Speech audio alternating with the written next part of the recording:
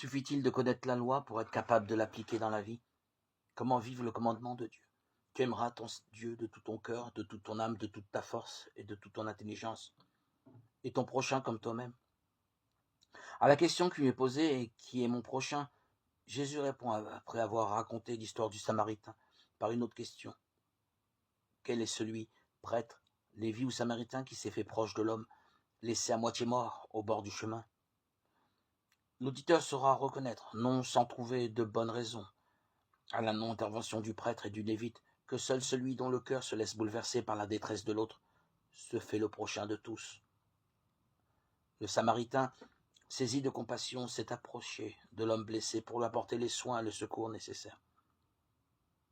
Jésus, que de nombreux commentaires anciens identifient au Samaritain, est venu nous révéler comment vivre les commandements transmis par Moïse.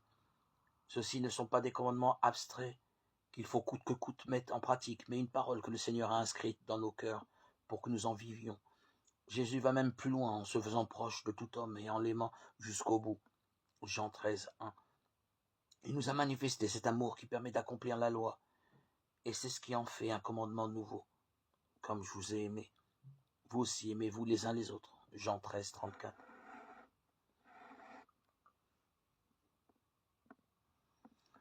La responsabilité revient aussi à chacun d'entre nous de prendre soin de l'humanité malmenée, blessée, partout dans le monde, comme tout près de nous. C'est ainsi que nous devenons les modèles de la bonté de Dieu pour toutes les créatures.